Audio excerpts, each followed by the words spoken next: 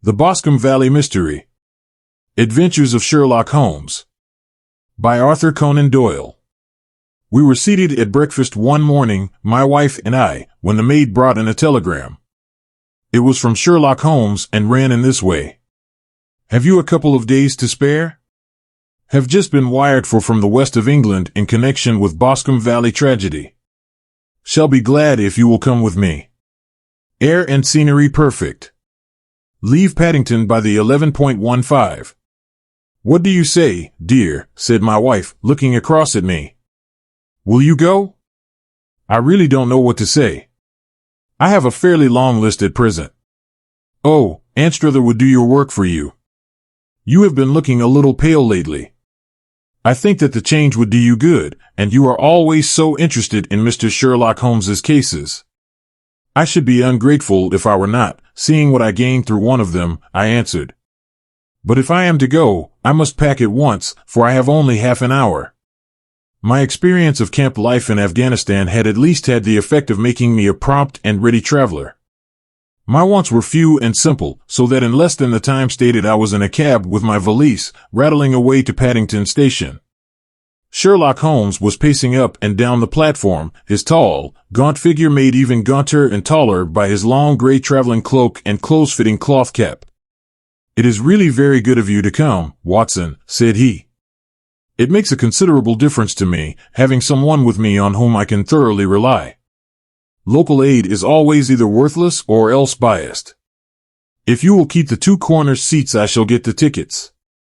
We had the carriage to ourselves save for an immense litter of papers which Holmes had brought with him. Among these he rummaged and read, with intervals of note-taking and of meditation, until we were past reading. Then he suddenly rolled them all into a gigantic ball, and tossed them up onto the rack. Have you heard anything of the case? He asked. Not a word. I have not seen a paper for some days. The London press has not had very full accounts. I have just been looking through all the recent papers in order to master the particulars. It seems, from what I gather, to be one of those simple cases which are so extremely difficult. That sounds a little paradoxical. But it is profoundly true. Singularity is almost invariably the clue. The more featureless and commonplace a crime is, the more difficult is it to bring it home. In this case, however, they have established a very serious case against the son of the murdered man. It is a murder, then? Well, it is conjectured to be so. I shall take nothing for granted until I have the opportunity of looking personally into it. I will explain the state of things to you, as far as I have been able to understand it, in a very few words. Boscombe Valley is a country district not very far from Ross, in Herefordshire. The largest landed proprietor in that part is a Mr. John Turner, who made his money in Australia, and returned some years ago to the old country. One of the farms which he held, that of Hatherley, was let to Mr. Charles McCarthy, who was also an ex-Australian. The men had known each other in the colonies, so that it was not unnatural that when they came to settle down they should do so as near each other as possible. Turner was apparently the richer man, so McCarthy became his tenant, but still remained, it seems, upon terms of perfect equality, as they were frequently together. McCarthy had one son, a lad of 18, and Turner had an only daughter of the same age, but neither of them had wives living. They appear to have avoided the society of the neighboring English families, and to have led retired lives, though both the McCarthys were fond of sport, and were frequently seen at the race meetings of the neighborhood. McCarthy kept two servants, a man and a girl. Turner had a considerable household, some half-dozen at the least. That is as much as I have been able to gather about the families. Now for the facts. On June 3rd, that is, on Monday last, McCarthy left his house at Hatherley about 3 in the afternoon, and walked down to the Boscombe Pool, which is a small lake formed by the spreading out of the stream which runs down the Boscombe Valley. He had been out with his serving man in the morning at Ross, and he had told the man that he must hurry, as he had an appointment of importance to keep at 3. From that appointment he never came back alive. From Hatherley farmhouse to the Boscombe Pool is 1/4 of a mile, and 2 people saw him as he passed over this ground. One was an old woman, whose name is not mentioned, and the other was William Crowder, a gamekeeper in the employ of Mr. Turner. Both these witnesses deposed that Mr. McCarthy was walking alone. The gamekeeper adds that within a few minutes of his seeing Mr. McCarthy pass, he had seen his son, Mr. James McCarthy, going the same way with a gun under his arm. To the best of his belief, the father was actually in sight at the time, and the son was following him. He thought no more of the matter until he heard in the evening of the tragedy that had occurred. The two McCarthys were seen after the time when William Crowder, the gamekeeper, lost sight of them. The Boscombe pool is thickly wooded round, with just a fringe of grass and of reeds round the edge. A girl of 14, Patience Moran, who was the daughter of the lodge-keeper of the Boscombe Valley estate, was in one of the woods picking flowers. She states that while she was there she saw, at the border of the wood and close by the lake, Mr. McCarthy and his son, and that they appeared to be having a violent quarrel. She heard Mr. McCarthy the elder using very strong language to his son, and she saw the latter raise up his hand as if to strike his father. She was so frightened by their violence that she ran away, and told her mother when she reached home that she had left the two McCarthys quarreling near Boscombe Pool, and that she was afraid that they were going to fight. She had hardly said the words when young Mr. McCarthy came running up to the lodge to say that he had found his father dead in the wood, and to ask for the help of the lodge-keeper. He was much excited, without either his gun or his hat, and his right hand and sleeve were observed to be stained with fresh blood. On following him they found the dead body stretched out upon the grass beside the pool. The head had been beaten in by repeated blows of some heavy and blunt weapon. The injuries were such as might very well have been inflicted by the butt end of his son's gun, which was found lying on the grass within a few paces of the body. Under these circumstances the young man was instantly arrested, and a verdict of willful murder having been returned at the inquest on Tuesday, he was on Wednesday brought before the magistrates at Ross, who have referred the case to the next assizes. Those are the main facts of the case as they came out before the coroner and at the police court. I could hardly imagine a more damning case, I remarked. If ever circumstantial evidence pointed to a criminal, it does so here. Circumstantial evidence is a very tricky thing, answered Holmes, thoughtfully. It may seem to point very straight to one thing, but if you shift your own point of view a little, you may find it pointing in an equally uncompromising manner to something entirely different. It must be confessed, however, that the case looks exceedingly grave against the young man, and it is very possible that he is indeed the culprit. There are several people in the neighborhood, however, and among them Miss Turner, the daughter of the neighboring landowner, who believe in his innocence, and who have retained Lestrade, whom you may recollect in connection with the study in Scarlet, to work out the case in his interest. Lestrade, being rather puzzled, has referred the case to me, and hence it is that two middle-aged gentlemen are flying westward at 50 miles an hour, instead of quietly digesting their breakfasts at home. I am afraid, said I, that the facts are so obvious that you will find little credit to be gained out of this case. There is nothing more deceptive than an obvious fact, he answered, laughing. Besides, we may chance to hit upon some other obvious facts which may have been by no means obvious to Mr. Lestrade. You know me too well to think that I am boasting when I say that I shall either confirm or destroy his theory by means which he is quite incapable of employing, or even of understanding. To take the first example to hand, I very clearly perceive that in your bedroom the window is upon the right-hand side, and yet I question whether Mr. Lestrade would have noted even so self-evident a thing as that. How on earth? My dear fellow, I know you well. I know the military neatness which characterizes you. You shave every morning, and in this season you shave by the sunlight, but since your shaving is less and less complete as we get farther back on the left side, until it becomes positively slovenly as we get round the angle of the jaw, it is surely very clear that that side is less well illuminated than the other. I could not imagine a man of your habits looking at himself in an equal light, and being satisfied with such a result. I only quote this as a trivial example of observation and inference. Therein lies my métier, and it is just possible that it may be of some service in the investigation which lies before us. There are one or two minor points which were brought out in the inquest, and which are worth considering. They found the body. What are they? It appears that his arrest did not take place at once, but after the return to Hatherley Farm. On the inspector of constabulary informing him that he was a prisoner, he remarked that he was not surprised to hear it, and that it was no more than his deserts. This observation of his had the natural effect of removing any traces of doubt which might have remained in the minds of the coroner's jury. "It was a confession," I ejaculated. "No, for it was followed by a protestation of innocence." Coming on the top of such a damning series of events, it was at least a most suspicious remark. "On the contrary," said Holmes, "it is the brightest rift which I can at present see in the clouds." However innocent he might be, he could not be such an absolute imbecile as not to see that the circumstances were very black against him. Had he appeared surprised at his own arrest, or feigned indignation at it, I should have looked upon it as highly suspicious, because such surprise or anger would not be natural under the circumstances, and yet might appear to be the best policy to a scheming man. His frank acceptance of the situation marks him as either an innocent man, or else as a man of considerable self-restraint and firmness. As to his remark about his deserts, it was also not unnatural if you consider that he stood beside the dead body of his father, and that there is no doubt that he had that very day so far forgotten his filial duty as to bandy words with him, and even, according to the little girl whose evidence is so important, to raise his hand as if to strike him. The self-reproach and contrition which are displayed in his remark appear to me to be the signs of a healthy mind, rather than of a guilty one. I shook my head.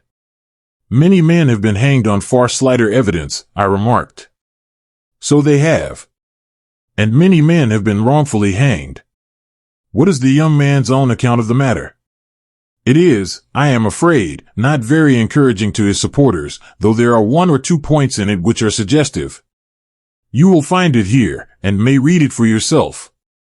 He picked out from his bundle a copy of the local Herefordshire paper, and having turned down the sheet, he pointed out the paragraph in which the unfortunate young man had given his own statement of what had occurred. I settled myself down in the corner of the carriage, and read it very carefully. It ran in this way.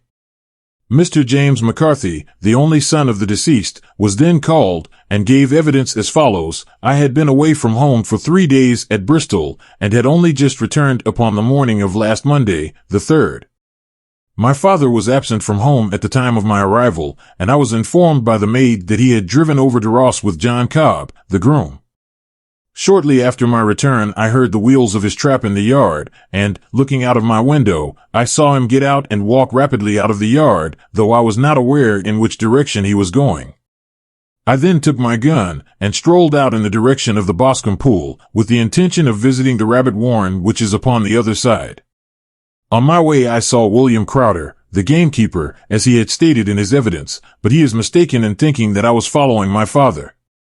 I had no idea that he was in front of me. When about 100 yards from the pool I heard a cry of cooey, which was a usual signal between my father and myself. I then hurried forward, and found him standing by the pool. He appeared to be much surprised at seeing me, and asked me rather roughly what I was doing there. A conversation ensued which led to high words, and almost to blows, for my father was a man of a very violent temper. Seeing that his passion was becoming ungovernable, I left him, and returned towards Hatherley Farm. I had not gone more than 150 yards, however, when I heard a hideous outcry behind me, which caused me to run back again. I found my father expiring upon the ground, with his head terribly injured. I dropped my gun, and held him in my arms, but he almost instantly expired. I knelt beside him for some minutes, and then made my way to Mr. Turner's lodge-keeper, his house being the nearest, to ask for assistance. I saw no one near my father when I returned, and I have no idea how he came by his injuries. He was not a popular man, being somewhat cold and forbidding in his manners, but he had, as far as I know, no active enemies. I know nothing further of the matter. The coroner, did your father make any statement to you before he died? Witness, he mumbled a few words, but I could only catch some allusion to a rat. The coroner, what did you understand by that? Witness, it conveyed no meaning to me. I thought that he was delirious. The coroner, what was the point upon which you and your father had this final quarrel? Witness, I should prefer not to answer. The coroner, I am afraid that I must press it. Witness, it is really impossible for me to tell you. I can assure you that it has nothing to do with the sad tragedy which followed. The coroner, that is for the court to decide. I need not point out to you that your refusal to answer will prejudice your case considerably in any future proceedings which may arise. Witness, I must still refuse. The coroner, I understand that the cry of cooee was a common signal between you and your father? Witness, it was. The coroner, how was it, then, that he uttered it before he saw you, and before he even knew that you had returned from Bristol? Witness, with considerable confusion, I do not know. A juryman, did you see nothing which aroused your suspicions when you returned on hearing the cry, and found your father fatally injured? Witness, nothing definite. The coroner, what do you mean? Witness, I was so disturbed and excited as I rushed out into the open that I could think of nothing except of my father. Yet I have a vague impression that as I ran forward something lay upon the ground to the left of me. It seemed to me to be something gray in color, a coat of some sort, or a plaid perhaps. When I rose from my father I looked round for it, but it was gone. Do you mean that it disappeared before you went for help? Yes, it was gone. You cannot say what it was? No, I had a feeling something was there. How far from the body? 12 yards or so. And how far from the edge of the wood? About the same. Then if it was removed it was while you were within 12 yards of it? Yes, but with my back towards it. This concluded the examination of the witness. I see, said I, as I glanced down the column, that the coroner in his concluding remarks was rather severe upon young McCarthy. He calls attention, and with reason, to the discrepancy about his father having signaled to him before seeing him, also to his refusal to give details of his conversation with his father, and his singular account of his father's dying words. They are all, as he remarks, very much against the son. Holmes laughed softly to himself, and stretched himself out upon the cushioned seat. Both you and the coroner have been at some pains, said he, to single out the very strongest points in the young man's favor. Don't you see that you alternately give him credit for having too much imagination and too little? Too little, if he could not invent a cause of quarrel which would give him the sympathy of the jury. Too much, if he evolved from his own inner consciousness anything so outre as a dying reference to a rat and the incident of the vanishing cloth. No, sir, I shall approach this case from the point of view that what this young man says is true, and we shall see whither that hypothesis will lead us. And now here is my pocket Petrarch, and not another word shall I say of this case until we are on the scene of action. We lunch at Swindon, and I see that we shall be there in 20 minutes.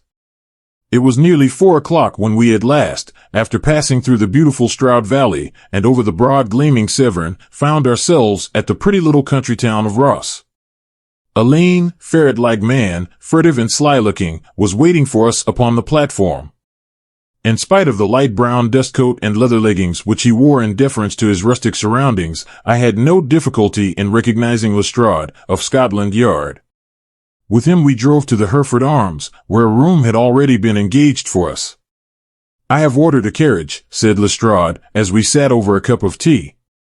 I knew your energetic nature, and that you would not be happy until you had been on the scene of the crime. It was very nice and complimentary of you, Holmes answered. It is entirely a question of barometric pressure. Lestrade looked startled. I do not quite follow, he said. How is the glass? 29, I see. No wind, and not a cloud in the sky. I have a caseful of cigarettes here which need smoking, and the sofa is very much superior to the usual country hotel abomination. I do not think that it is probable that I shall use the carriage tonight. Lestrade laughed indulgently. You have, no doubt, already formed your conclusions from the newspapers, he said. The case is as plain as a pikestaff, and the more one goes into it the plainer it becomes.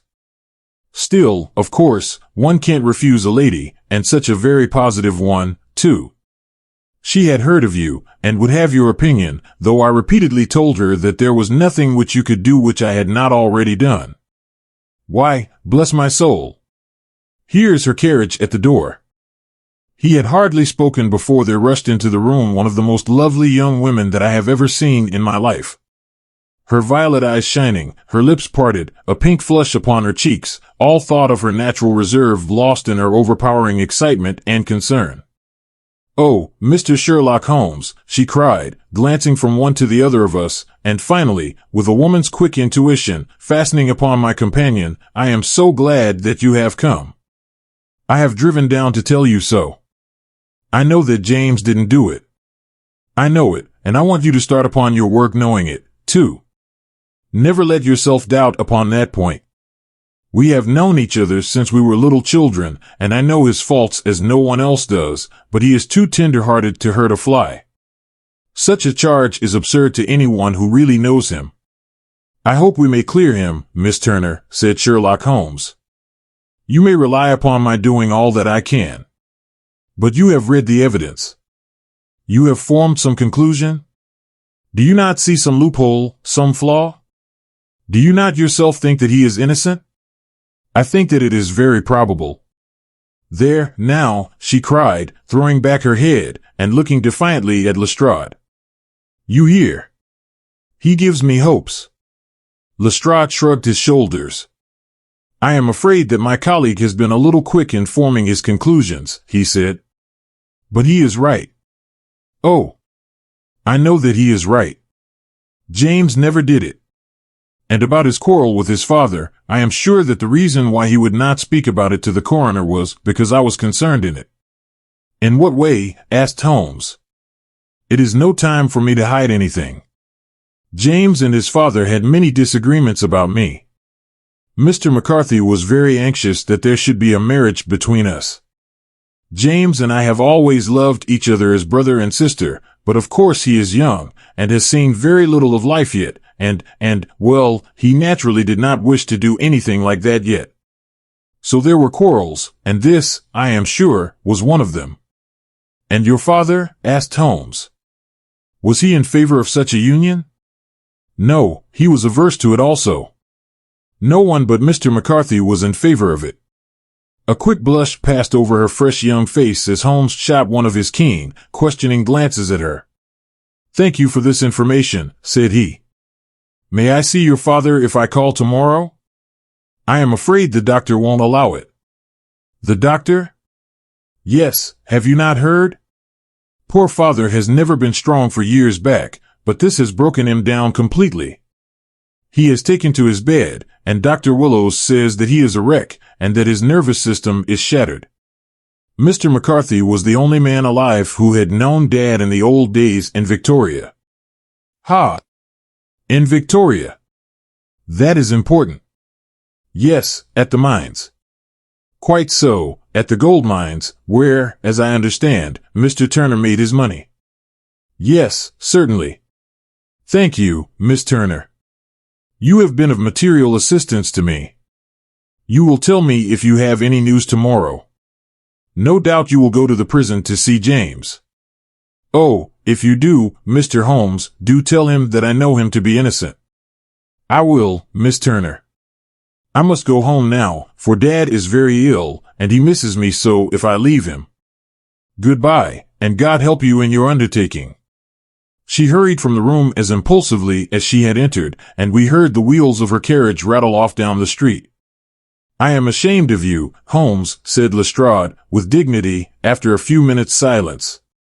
"Why should you raise up hopes which you are bound to disappoint? I am not over-tender of heart, but I call it cruel." "I think that I see my way to clearing James McCarthy," said Holmes. "Have you an order to see him in prison?" "Yes, but only for you and me. Then I shall reconsider my resolution about going out. We have still time to take a train to Hereford and see him tonight?" "Ample." "Then let us do so. Watson, I fear that you will find it very slow, but I shall only be away a couple of hours." I walked down to the station with them, and then wandered through the streets of the little town, finally returning to the hotel, where I lay upon the sofa and tried to interest myself in a yellowback novel.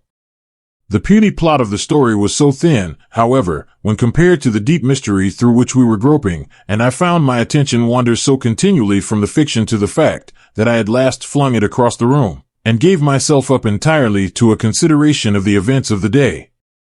Supposing that this unhappy young man's story was absolutely true, then what hellish thing, what absolutely unforeseen and extraordinary calamity could have occurred between the time when he parted from his father and the moment when, drawn back by his screams, he rushed into the glade? It was something terrible and deadly. What could it be? Might not the nature of the injuries reveal something to my medical instincts? I rang the bell and called for the weekly county paper, which contained a verbatim account of the inquest. In the surgeon's deposition, it was stated that the posterior third of the left parietal bone and the left half of the occipital bone had been shattered by a heavy blow from a blunt weapon. I marked the spot upon my own head. Clearly such a blow must have been struck from behind. That was to some extent in favor of the accused, as when seen quarreling he was face to face with his father. Still, it did not go for very much, for the older man might have turned his back before the blow fell. Still, it might be worthwhile to call Holmes's attention to it. Then there was the peculiar dying reference to a rat. What could that mean? It could not be delirium. A man dying from a sudden blow does not commonly become delirious. No, it was more likely to be an attempt to explain how he met his fate. But what could it indicate? I cudgeled my brains to find some possible explanation. And then the incident of the gray cloth, seen by young McCarthy. If that were true, the murderer must have dropped some part of his dress, presumably his overcoat, in his flight, and must have had the hardihood to return and to carry it away at the instant when the son was kneeling with his back turned not a dozen paces off. What a tissue of mysteries and improbabilities the whole thing was. I did not wonder at Lestrade's opinion, and yet I had so much faith in Sherlock Holmes's insight that I could not lose hope as long as every fresh fact seemed to strengthen his conviction of young McCarthy's innocence. It was late before Sherlock Holmes returned. He came back alone, for Lestrade was staying in lodgings in the town. "The glass still keeps very high," he remarked, as he sat down. "It is of importance that it should not rain before we are able to go over the ground. On the other hand, a man should be at his very best and keenest for such nice work as that, and I did not wish to do it when fatigued by a long journey. I have seen young McCarthy. And what did you learn from him? Nothing. Could he throw no light? None at all. I was inclined to think at one time that he knew who had done it, and was screening him or her, but I am convinced now that he is as puzzled as everyone else. He is not a very quick-witted youth, though comely to look at, and, I should think, sound at heart. I cannot admire his taste," I remarked, "if it is indeed a fact that he was averse to a marriage with so charming a young lady as this Miss Turner. Ah, thereby hangs a rather painful tale. This fellow is madly, insanely in love with her, but some 2 years ago, when he was only a lad, and before he really knew her, for she had been away 5 years at a boarding school, what does the idiot do but get into the clutches of a barmaid in Bristol, and marry her at a registry office? No one knows a word of the matter, but you can imagine how maddening it must be to him to be upbraided for not doing what he would give his very eyes to do, but what he knows to be absolutely impossible. It was sheer frenzy of this sort which made him throw his hands up into the air when his father, at their last interview, was goading him on to propose to Miss Turner. On the other hand, he had no means of supporting himself, and his father, who was by all accounts a very hard man, would have thrown him over utterly had he known the truth. It was with his barmaid wife that he had spent the last 3 days in Bristol, and his father did not know where he was. Mark that point. It is of importance. Good has come out of evil, however, for the barmaid, finding from the papers that he is in serious trouble, and likely to be hanged, has thrown him over utterly, and has written to him to say that she has a husband already in the Bermuda dockyard, so that there is really no tie between them. I think that bit of news has consoled young McCarthy for all that he has suffered. But if he is innocent, who has done it? Ah! Who? I would call your attention very particularly to 2 points. One is that the murdered man had an appointment with someone at the pool, and that the someone could not have been his son, for his son was away, and he did not know when he would return. The second is that the murdered man was heard to cry cooey before he knew that his son had returned. Those are the crucial points upon which the case depends. And now let us talk about George Meredith, if you please, and we shall leave all minor matters until tomorrow. There was no rain, as Holmes had foretold, and the morning broke bright and cloudless. At 9 o'clock Lestrade called for us with the carriage, and we set off for Hatherley Farm and the Boscombe pool. There is serious news this morning, Lestrade observed. It is said that Mr. Turner, of the Hall, is so ill that his life is despaired of. An elderly man, I presume, said Holmes. About 60, but his constitution has been shattered by his life abroad, and he has been in failing health for some time. This business has had a very bad effect upon him.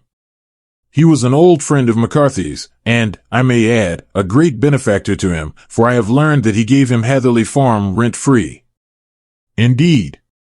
That is interesting, said Holmes. Oh yes. In 100 other ways he has helped him. Everybody about here speaks of his kindness to him. Really? Does it not strike you as a little singular that this McCarthy, who appears to have had little of his own, and to have been under such obligations to Turner, should still talk of marrying his son to Turner's daughter, who is, presumably, heiress to the estate, and that in such a very cocksure manner, as if it were merely a case of a proposal and all else would follow? It is the more strange, since we know that Turner himself was averse to the idea. The daughter told us as much. Do you not deduce something from that? We have got to the deductions and the inferences, said Lestrade, winking at me. I find it hard enough to tackle facts, Holmes, without flying away after theories and fancies. You are right, said Holmes, demurely, you do find it very hard to tackle the facts. Anyhow, I have grasped one fact which you seem to find it difficult to get hold of, replied Lestrade, with some warmth. And that is that McCarthy, Sr., met his death from McCarthy, Jr., and that all theories to the contrary are the merest moonshine. Well, moonshine is a brighter thing than fog, said Holmes, laughing. But I am very much mistaken if this is not Hatherley Farm upon the left. Yes, that is it. It was a widespread, comfortable-looking building, two-storied, slate-roofed, with great yellow blotches of lichen upon the gray walls. The drawn blinds and the smokeless chimneys, however, gave it a stricken look, as though the weight of this horror still lay heavy upon it. We called at the door, when the maid, at Holmes's request, showed us the boots which her master wore at the time of his death, and also a pair of the son's, though not the pair which he had then had. Having measured these very carefully from 7 or 8 different points, Holmes desired to be led to the courtyard, from which we all followed the winding track which led to Boscombe Pool. The maid showed us the boots. Sherlock Holmes was transformed when he was hot upon such a scent as this. Men who had only known the quiet thinker and logician of Baker Street would have failed to recognize him. His face flushed and darkened. His brows were drawn into 2 hard, black lines, while his eyes shone out from beneath them with a steely glitter. His face was bent downward, his shoulders bowed, his lips compressed, and the veins stood out like whipcord in his long, sinewy neck.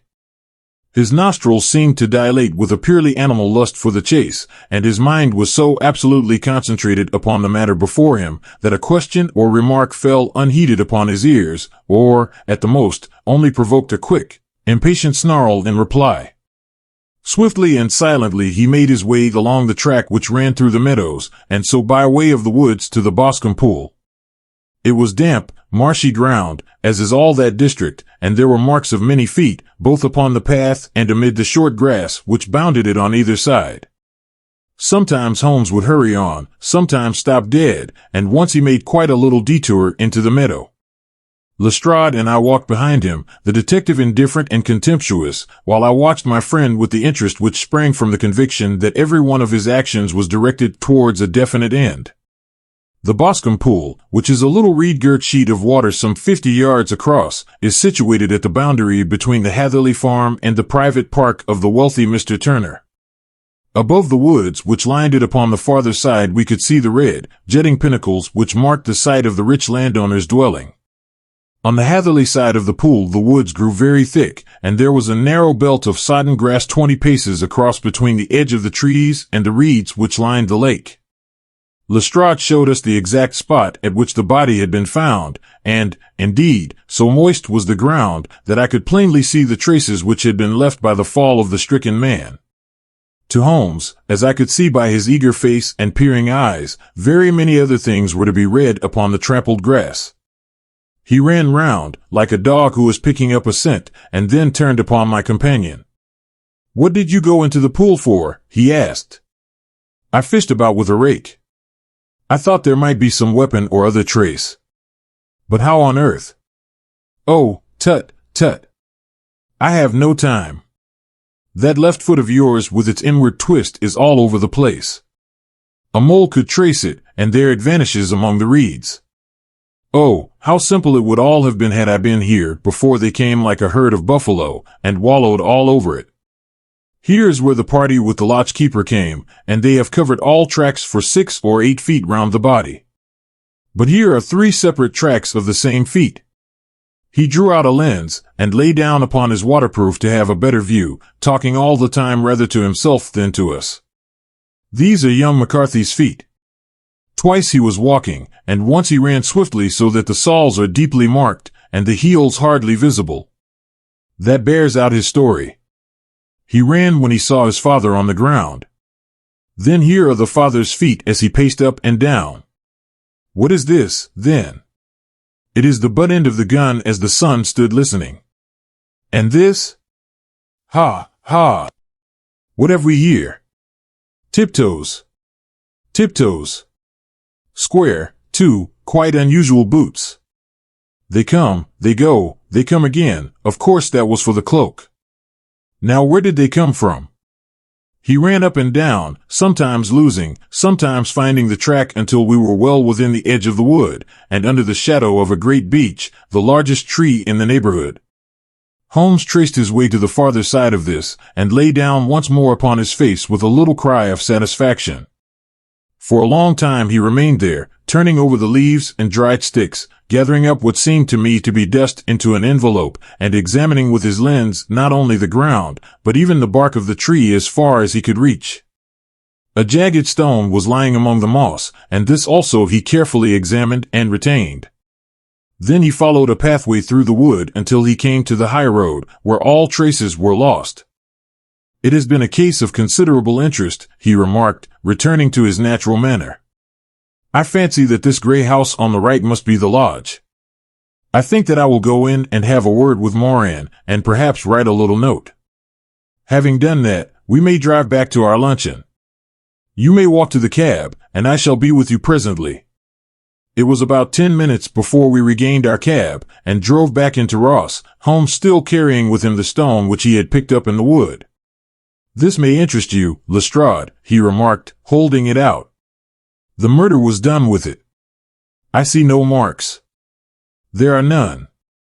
"How do you know, then?" "The grass was growing under it. It had only lain there a few days. There was no sign of a place whence it had been taken. It corresponds with the injuries. There is no sign of any other weapon." "And the murderer?"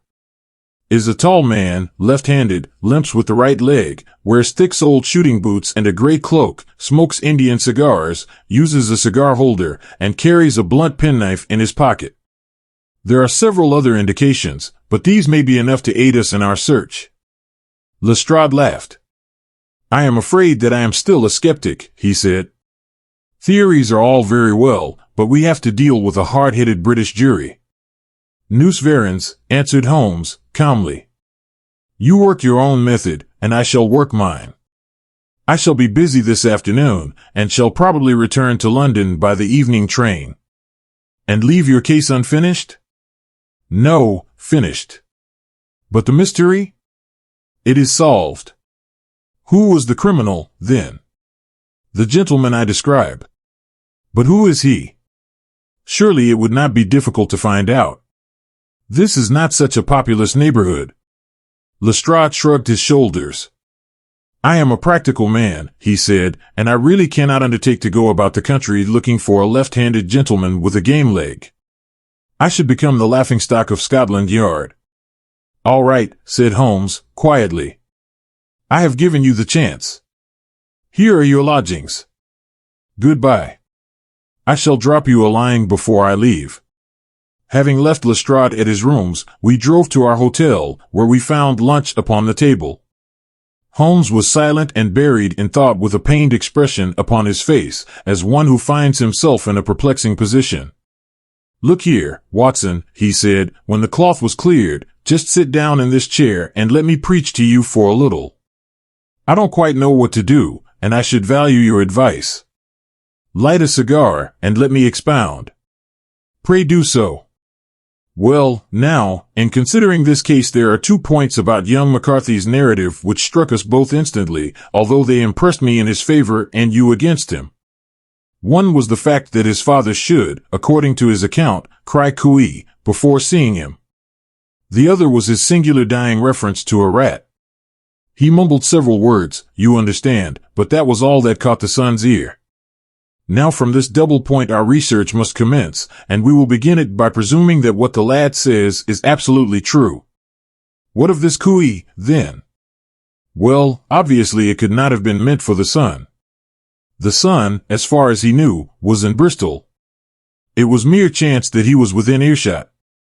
The cooey was meant to attract the attention of whoever it was that he had the appointment with. But cooey is a distinctly Australian cry, and one which is used between Australians. There is a strong presumption that the person whom McCarthy expected to meet him at Boscombe Pool was someone who had been in Australia. What of the rat, then? Sherlock Holmes took a folded paper from his pocket and flattened it out on the table. "This is a map of the colony of Victoria," he said. "I wired to Bristol for it last night." He put his hand over part of the map. "What do you read?" he asked. "ARAT, I read." "And now?" He raised his hand. "Ballarat." "Quite so." That was the word the man uttered, and of which his son only caught the last 2 syllables. He was trying to utter the name of his murderer. "So-and-so, of Ballarat." "It is wonderful!" I exclaimed. "It is obvious. And now, you see, I had narrowed the field down considerably. The possession of a gray garment was a third point which, granting the son's statement to be correct, was a certainty. We have come now out of mere vagueness to the definite conception of an Australian from Ballarat with a gray cloak. Certainly. And one who was at home in the district, for the pool can only be approached by the farm or by the estate, where strangers could hardly wander. Quite so. Then comes our expedition of today. By an examination of the ground, I gained the trifling details which I gave to that imbecile Lestrade as to the personality of the criminal. But how did you gain them? You know my method. It is founded upon the observance of trifles. His height I know that you might roughly judge from the length of his stride. His boots, too, might be told from their traces. Yes, they were peculiar boots. But his lameness? The impression of his right foot was always less distinct than his left. He put less weight upon it. Why? Because he limped, he was lame. But his left-handedness. You were yourself struck by the nature of the injury as recorded by the surgeon at the inquest. The blow was struck from immediately behind, and yet was upon the left side. Now, how can that be unless it were by a left-handed man? He had stood behind that tree during the interview between the father and son. He had even smoked there. I found the ash of a cigar, which my special knowledge of tobacco ashes enabled me to pronounce as an Indian cigar. I have, as you know, devoted some attention to this, and written a little monograph on the ashes of 140 different varieties of pipe, cigar, and cigarette tobacco. Having found the ash, I then looked round and discovered the stump among the moss where he had tossed it. It was an Indian cigar, of the variety which are rolled in Rotterdam. And the cigar holder? I could see that the end had not been in his mouth. Therefore he used a holder. The tip had been cut off, not bitten off, but the cut was not a clean one, so I deduced a blunt penknife. Holmes, I said, you have drawn a net round this man from which he cannot escape, and you have saved an innocent human life as truly as if you had cut the cord which was hanging him. I see the direction in which all this points. The culprit is Mr. John Turner, cried the hotel waiter, opening the door of our sitting room and ushering in a visitor. The man who entered was a strange and impressive figure. His slow, limping step and bowed shoulders gave the appearance of decrepitude, and yet his hard, deep-lined, craggy features and his enormous limbs showed that he was possessed of unusual strength of body and of character. His tangled beard, grizzled hair, and outstanding, drooping eyebrows combined to give an air of dignity and power to his appearance, but his face was of an ashen white, while his lips and the corners of his nostrils were tinged with a shade of blue. It was clear to me at a glance that he was in the grip of some deadly and chronic disease. "Pray sit down on the sofa," said Holmes, gently. "You had my note?" "Yes, the lodgekeeper brought it up. You said that you wished to see me here to avoid scandal. I thought people would talk if I went to the hall." "And why did you wish to see me?" He looked across at my companion with despair in his weary eyes, as though his question was already answered. "Yes," said Holmes, answering the look rather than the words. "It is so. I know all about McCarthy." The old man sank his face in his hands. "God help me," he cried. "But I would not have let the young man come to harm. I give you my word that I would have spoken out if it went against him at the assizes." "I am glad to hear you say so," said Holmes, gravely. "I would have spoken now had it not been for my dear girl. It would break her heart, it will break her heart when she hears that I am arrested." "It may not come to that," said Holmes. "What?" "I am no official agent. I understand that it was your daughter who required my presence here, and I am acting in her interests. Young McCarthy must be got off, however." "I am a dying man," said old Turner. "I have had diabetes for years. My doctor says it is a question whether I shall live a month. Yet I would rather die under my own roof than in a jail." Holmes rose and sat down at the table with his pen in his hand and a bundle of paper before him. "Just tell us the truth," he said. "I shall jot down the facts. You will sign it, and Watson here can witness it. Then I could produce your confession at the last extremity to save young McCarthy. I promise you that I shall not use it unless it is absolutely needed." "It's as well," said the old man. "It's a question whether I shall live to the assizes, so it matters little to me, but I should wish to spare Alice the shock. And now I will make the thing clear to you. It has been a long time in the acting, but will not take me long to tell. You didn't know this dead man, McCarthy. He was a devil incarnate. I tell you that. God keep you out of the clutches of such a man as he. His grip has been upon me these 20 years, and he has blasted my life. I'll tell you first how I came to be in his power. It was in the early 60s at the diggings. I was a young chap then, hot-blooded and reckless, ready to turn my hand at anything. I got among bad companions, took to drink, had no luck with my claim, took to the bush, and in a word became what you would call over here a highway robber. There were 6 of us, and we had a wild, free life of it, sticking up a station from time to time, or stopping the wagons on the road to the diggings.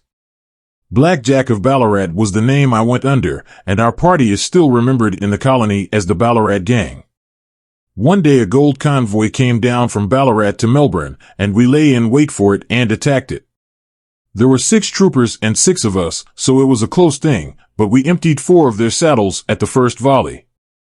3 of our boys were killed, however, before we got the swag. I put my pistol to the head of the wagon driver, who was this very man McCarthy. I wish to the Lord that I had shot him then, but I spared him, though I saw his wicked little eyes fixed on my face, as though to remember every feature. We got away with the gold, became wealthy men, and made our way over to England without being suspected. There I parted from my old pals, and determined to settle down to a quiet and respectable life. I bought this estate, which chanced to be in the market, and I set myself to do a little good with my money, to make up for the way in which I had earned it. I married, too, and though my wife died young, she left me my dear little Alice. Even when she was just a baby, her wee hand seemed to lead me down the right path as nothing else had ever done. In a word, I turned over a new leaf, and did my best to make up for the past. All was going well when McCarthy laid his grip upon me. I had gone up to town about an investment, and I met him in Regent Street with hardly a coat to his back or a boot to his foot. Here we are, Jack, says he, touching me on the arm. We'll be as good as a family to you. There's two of us, me and my son, and you can have the keeping of us. If you don't, it's a fine, law-abiding country is England, and there's always a policeman within hail. Well, down they came to the West Country. There was no shaking them off, and there they have lived rent-free on my best land ever since. There was no rest for me, no peace, no forgetfulness. Turn where I would, there was his cunning, grinning face at my elbow. It grew worse as Alice grew up, for he soon saw I was more afraid of her knowing my past than of the police. Whatever he wanted he must have, and whatever it was I gave him without question, land, money, houses, until at last he asked a thing which I could not give. He asked for Alice. His son, you see, had grown up, and so had my girl, and as I was known to be in weak health, it seemed a fine stroke to him that his lad should step into the whole property. But there I was firm. I would not have his cursed stock mixed with mine, not that I had any dislike to the lad, but his blood was in him, and that was enough. I stood firm. McCarthy threatened. I braved him to do his worst. We were to meet at the pool midway between our houses to talk it over. When I went down there I found him talking with his son, so I smoked a cigar and waited behind a tree until he should be alone. But as I listened to his talk, all that was black and bitter in me seemed to come uppermost. He was urging his son to marry my daughter with as little regard for what she might think as if she were a slut from off the streets. It drove me mad to think that I and all that I held most dear should be in the power of such a man as this. Could I not snap the bond? I was already a dying and a desperate man. Though clear of mind and fairly strong of limb, I knew that my own fate was sealed. But my memory and my girl, both could be saved if I could but silence that foul tongue. I did it, Mr. Holmes. I would do it again. Deeply as I have sinned, I have led a life of martyrdom to atone for it. But that my girl should be entangled in the same meshes which held me was more than I could suffer. I struck him down with no more compunction than if he had been some foul and venomous beast. His cry brought back his son, but I had gained the cover of the wood, though I was forced to go back to fetch the cloak which I had dropped in my flight. That is the true story, gentlemen, of all that occurred. Well, it is not for me to judge you, said Holmes, as the old man signed the statement which had been drawn out. I pray that we may never be exposed to such a temptation. I pray not, sir. And what do you intend to do? In view of your health, nothing. You are yourself aware that you will soon have to answer for your deed at a higher court than the assizes. I will keep your confession, and, if McCarthy is condemned, I shall be forced to use it. If not, it shall never be seen by mortal eye, and your secret, whether you be alive or dead, shall be safe with us. Farewell, then, said the old man, solemnly. Your own deathbeds, when they come, will be the easier for the thought of the peace which you have given to mine.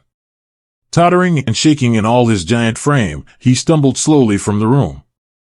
God help us, said Holmes, after a long silence. Why does fate play such tricks with poor, helpless worms? I never hear of such a case as this that I do not think of Baxter's words, and say, there, but for the grace of God, goes Sherlock Holmes. James McCarthy was acquitted at the assizes on the strength of a number of objections which had been drawn out by Holmes and submitted to the defending counsel. Old Turner lived for 7 months after our interview, but he is now dead, and there is every prospect that the son and daughter may come to live happily together, in ignorance of the black cloud which rests upon their past.